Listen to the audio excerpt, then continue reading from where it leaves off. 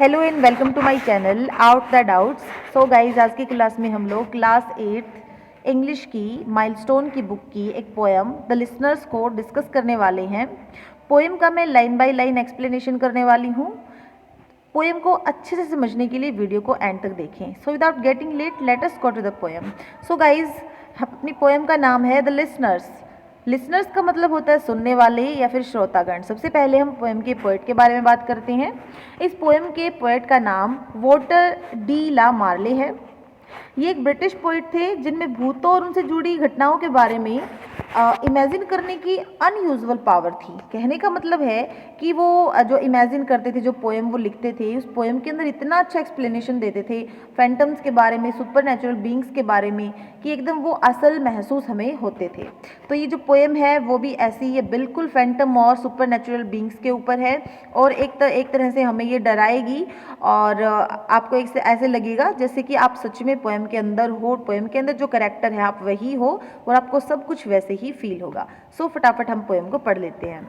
Let us begin में का जो पार्ट है हम एक बार उसको पढ़ते हैं। Ghost and supernatural beings are suppose to be neither dead और नॉर अलाइव। अब जो घोस्ट होते हैं, जो सुपरनेचुरल बीइंग्स होते हैं, उनको सपोज किया जाता है कि ना तो वो मृत होते हैं ना ही जीवित होते हैं। Do you believe that ghost exist? क्या आप विश्वास करते हो कि घोस्ट होते हैं? और are they fabricated by our imagination, या फिर हम हमारी इमेजिनेशन से उनको गढ़ते हैं, और प्रोजेक्टेड बाय आवर फियर, या फिर हम डर के मारे उन्हें खुद ही बना लेते हैं। Make groups and discuss in fair against the existence of ghost and supernatural beings. तो अपनी क्लास के अंदर ग्रुप्स बनाइए और डिस्कस कीजिए फेवर में और इसके विपरीत जो बच्चे हैं जो कि भूतों में विश्वास नहीं करते। Now read the poem about a traveler who knocks on a moonlit door in an unknown place.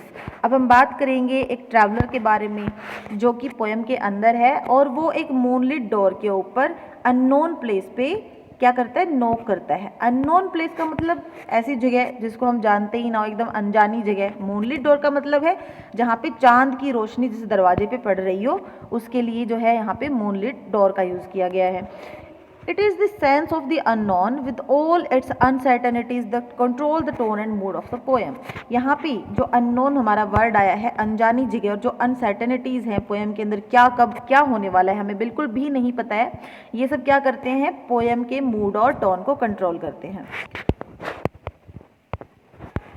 Is there anybody there? said the traveller, knocking on the moonlit door, and his horse in the silence champed the grass of the forest and ferny floor. तो देखिए यहाँ पे एक दो हमारी line के अंदर हमें बहुत सारी चीज़ें देखने को मिली, बहुत सारी चीज़ें हमें पता चल गई हैं। Is there anybody there? said the traveller. Traveller कहता है क्या कोई यहाँ पे है?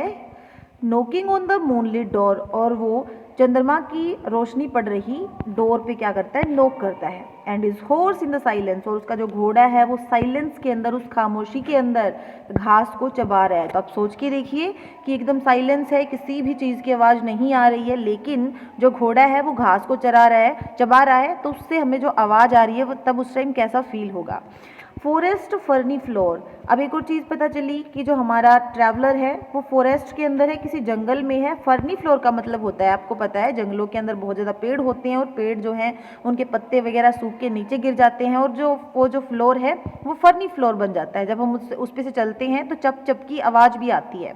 And a bird flu up out of the turret above the travellers head, और तभी एक पक्षी जो है टरेट से उठ के ट्रैवलर के हेड के ऊपर से उड़ के चला जाता है। टरेट का मतलब जो घर वगैरह होता है उसके ऊपर का जो बुर्ज, छज्जा जिसको हम कह सकते हैं, जो छज्जा है उसके ऊपर से उड़ के चला जाता है।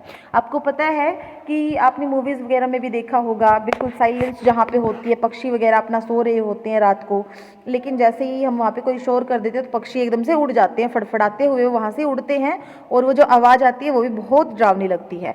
And he smote upon the door again A second time, और फिर वो दोबारा से डोर के ऊपर स्मोट करता है। स्मोट का मतलब मारना, चोट पहुंचाना। Is there anybody there, he said, और वो फिर से कहता है क्या कोई यहाँ पे है? But no one descended to the traveller, लेकिन ट्रैवलर के पास कोई भी नहीं आया। डिसेंडेड का मतलब ऊपर से नीचे उतर के, सीढ़ियों से नीचे उतर के कोई भी नहीं आया। No head from the leaf prince still, और ना ही कोई भी व्यक्ति उसको दिखा, किसी ने झुक के नहीं देखा। लीफ रिंसिल का मतलब यहाँ पे आप समझ जाइए। लीफ रिंसिल आपको पता है जो वीराने में जो घर वगैरह होते हैं जंगल वगैरह में, वो पूरा कवर हो जाते हैं, वहाँ पे बेलें वगैरह उनके चढ़ जाती हैं और वो जो घर है एकदम कवर हो जाता है पत्तों से। तो वहाँ पे जो दहलीज है उस घर की वो बिल्कुल पत्तों से भरी हुई है। Leaned over and looked into his grey eyes, कोई भी ऊपर से नीचे उतर के नहीं आया, ना ही किसी ने उसकी ग्रे आइज के अंदर देखा। यहाँ पे ग्रे आइज किसकी है? यहाँ पे ग्रे आइज है यहाँ पे ट्रैवलर की। जो ट्रैवलर है उसकी आंखें ग्रे हैं, तो उसकी ग्रे आइज के अंदर किसी ने भी नहीं देखा। Where he stop perplexed and still, जहाँ वो बिल्कुल चुपचाप परप्लेक्स्ड खड़ा होता है। परप्लेक्स्ड का मतलब होता है एकदम पजल, कंफ्यूजन में, जैसे हम कंफ्यूजन में होते हैं, पता नहीं क्या होने वाला है, मैं नोक कर रही हूँ कोई आएगा या नहीं आएगा, इस टाइप से। But only a host of phantom listeners that dwelt in lone house then stood listening in quiet of the moonlight to that voice from the world of man. तो यहाँ पे सिर्फ सुनने, यहाँ पे सिर्फ कौन है?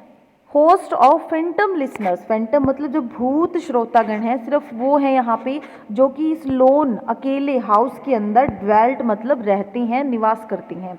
Stood listening in quiet of the moon light, जो चंद्रमा की रोशनी के अंदर वो एकदम क्वाइट होके, एकदम चुप होके सिर्फ सुन रहे होते हैं। और कौन सी आवाज़ को सुन रहे होते हैं? जो कि वर्ल्ड ऑफ मैन से आई है। वर्ल्ड ऑफ मैन का मतलब इंसानों के संसार से जो आवाज़ आई है।